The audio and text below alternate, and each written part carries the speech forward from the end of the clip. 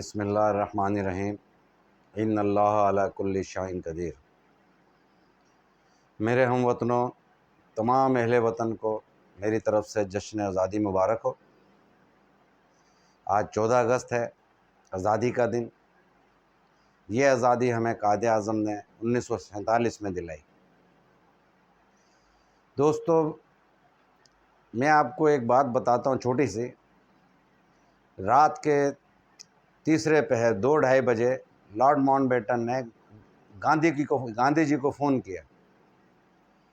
انہوں نے تو وہاں سے جواب ملا، صاحب گاندھی صاحب سو رہے ہیں۔ انہوں نے اسی وقت قائد اعظم کو فون کیا، محمد علی جناح کو، تو وہ جاگ رہے تھے۔ انہوں نے فون اٹھا لیا۔ لارڈ ماؤنٹ بیٹن نے کہا، جناح صاحب گاندھی صاحب تو سو رہے ہیں، آپ جاگ رہے ہیں۔ قائد اعظم نے فرمایا، اس کی قوم جاگ رہی ہے، وہ سو رہا ہے، میری قوم سو رہی ہے، میں جاگ رہا ہوں۔ یہ تھے ہمارے لیڈر۔ آگے بڑھتے ہیں۔ ہزاروں سال نرگس اپنی بے نوری پہ روتی ہے، بڑی مشکل سے ہوتا ہے چمن میں دیدہ ور پیدا۔ میں آپ کو 3 باتیں ایسی بتاتا ہوں جو شاید آج سے پہلے آپ نے سوچا بھی نہ ہو۔ قائد اعظم اور عمران خان میں 3 مماثلت۔ قائد اعظم نے ابتدائی تعلیم کراچی سے حاصل کی اور اعلیٰ تعلیم کے لیے لندن گئے۔ کراچی پاکستان، اس ٹائم تو پاکستان نہیں تھا۔ اس کے بعد عمران خان، انہوں نے ابتدائی تعلیم لاہور سے حاصل کی، یعنی پاکستان سے، اور یہ اعلیٰ تعلیم کے لیے لندن گئے۔ اپنی قوم کو آزادی دلانے کے لیے، مسلمانوں کا ایک الگ ملک بنانے کے لیے قائد اعظم ساری زندگی تقریباً اپنے بیوی بچوں سے دور رہے، انہیں ٹائم نہ دے پاتے تھے۔ یہی چیز آپ دیکھ لیں عمران خان، یہ تو ہمارے سامنے کی بات ہے۔ یہ بھی اپنے بچوں کو بیچارہ ٹائم نہیں دے پایا ہم لوگوں کو ایک اچھی زندگی گزارنے کے لیے۔ یہ جو لندن، امریکہ، اتنے اچھے شہر، اتنے اچھے ملک آپ دیکھ رہے ہیں، یہ ہمارا ملک اس سے بھی بہتر ہو سکتا ہے اگر ہم مخلص ہوں اپنے ملک کے ساتھ۔ تیسری مماثلت،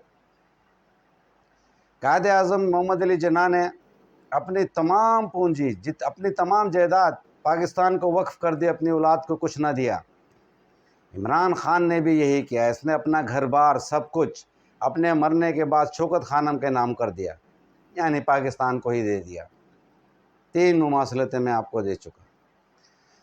اب ہم آتے ہیں اپنی بے حسی کی طرف۔ تمام قوم کو آج میں کہہ تو رہا ہوں، لیکن بڑے دکھی دل کے ساتھ ہم بھی اسی میں شامل ہیں۔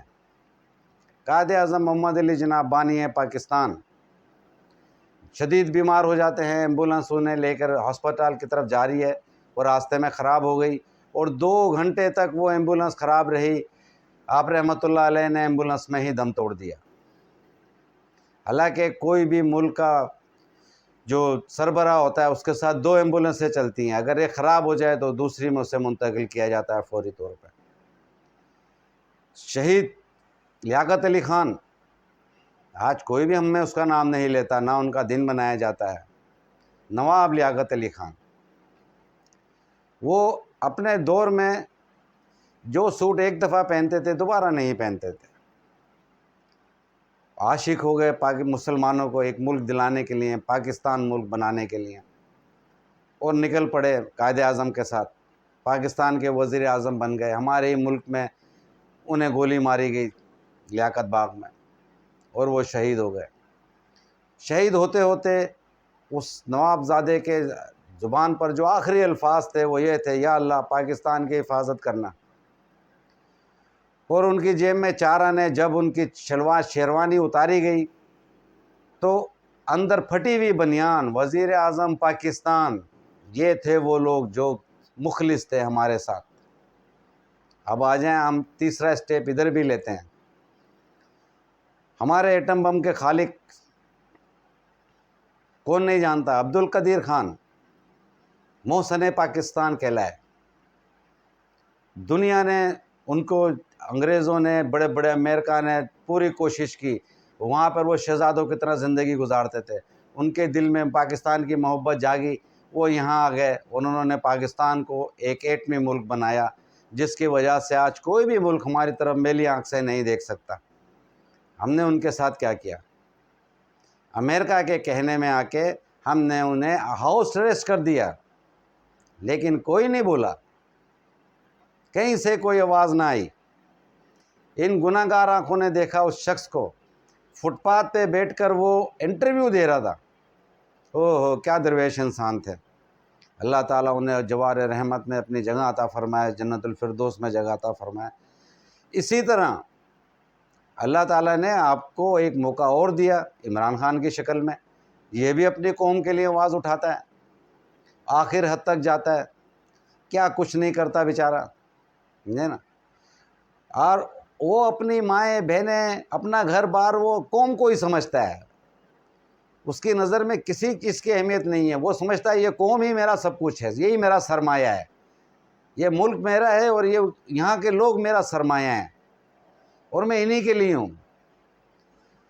میرے لوگوں، اے میرے دوستوں، میرے ہم وطنوں، اس کا ساتھ دو، اس کے پاس بھی اتنا ٹائم نہیں ہے بیچارہ، یہ بھی 70-72 سال کا ہے، جو اس کے پاس اللہ نے بچی کچی زندگی دی ہے اس سے فائدہ اٹھا لو، شاید یہ ہمارے ملک کو ایک صحیح سیدھی ڈگر پہ ڈال جائے۔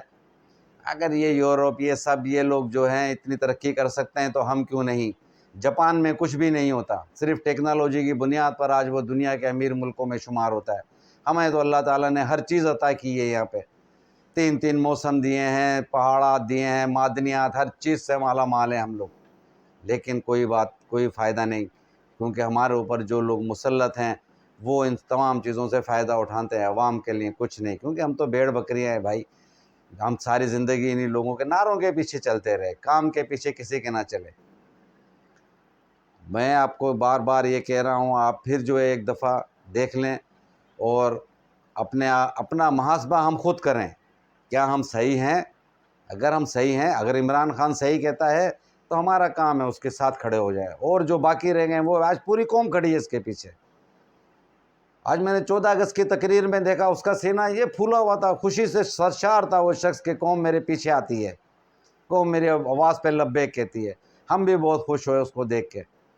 میرے دوستوں، میرے ہم وطنوں، آپ اس کے ساتھ کھڑے ہوں اور دل و جان سے کھڑے ہو جائیں، کسی بھی لالچ، کسی بھی چیز کے بغیر، اس لیے کہ ہم اپنے آنے والی نسلوں کو ایک اچھا ٹائم دے کے جائیں، اچھا ملک دے کے جائیں، ہمارا ملک سیدھے راستے پر آئے، قرضوں سے نجات ہمیں ملے، ہم اپنے ملک کے وسائل سے فائدہ اٹھا سکیں، ہمارے بچے اچھی تعلیم حاصل کر سکیں، ہمارے گھروں میں خوشحالی ہو۔ یہ ایسے نہیں ہوگی، اس کے لیے ہمیں قربانی دینا پڑے گی۔ قربانی فی الحال دیں گے تو کل، آج تو ہم نے تو تکلیفیں اٹھا لیں جو اٹھانی تھی، ہماری نسلوں کے لیے سوچو، اپنی نسلوں کے لیے سوچو۔ آپ پاکستانی ہو، اگر ایک پاکستان کا نام اچھا ہوگا تو سب کچھ ہوگا۔ ہم وہاں پہ دوسرے ملکوں میں جاتے تھے، میں 17 سال باہر رہا ہوں، ہمیں بڑی حقارت سے دیکھا جاتا تھا۔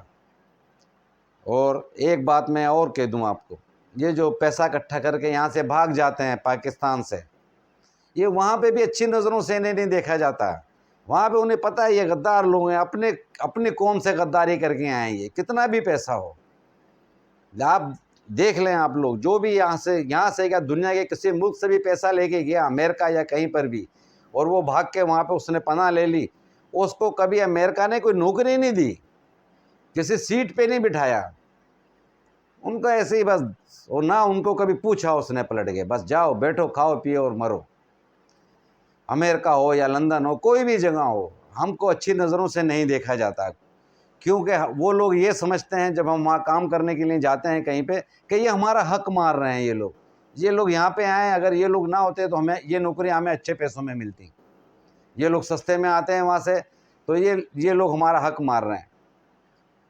بات ان کی بھی صحیح ہے، ان کا ملک ہے، اسی طرح یہ ہمارا ملک ہے، اسے ہم نے سنوارنا ہے، اسے ہم نے جنت بنانا ہے، جنت تو ہے، پہلے ہی جنت ہے یہ تو جھکا جب غیر کے آگے، نہ تن تیرا نہ من تیرا، اس لیے کسی غیر اللہ کے آگے نہیں جھکو بھائی، سب کچھ جو کرنا ہے اللہ نے کرنا ہے، اور اسی کے ہاتھ میں تمہاری بھلائی ہے۔ اللہ تعالیٰ فرماتے ہیں ایک تیری سوچ ہے ایک میری سوچ، بندے ایک تیری سوچ ایک میری سوچ ہے، ہوتا وہی ہے جو میں سوچتا ہوں۔ ایک وہ پلان جو تو سوچ رہا ہے میں سوچ رہا ہوں، لیکن ہوگا وہی جو میں سوچوں گا، لیکن اگر تو وہ سوچے گا جو میں سوچتا ہوں تو پھر وہی ہوگا جو تو سوچے گا۔ اس کے ساتھ ہی میں آپ سے اجازت چاہتا ہوں، بہت بہت شکریہ۔ چاہے تو آپ اگر چاہتے ہیں کہ میری بات آپ تک پہنچتی رہے تو آپ اس ویڈیو کو شیئر کریں، لائک کریں، سبسکرائب کریں، بہت مہربانی۔ چاہیں تو سبسکرائب کریں، لائک کریں، بہت مہربانی۔ اللہ آپ کو جزائے خیر دے۔ السلام علیکم ورحمۃ اللہ وبرکاتہ۔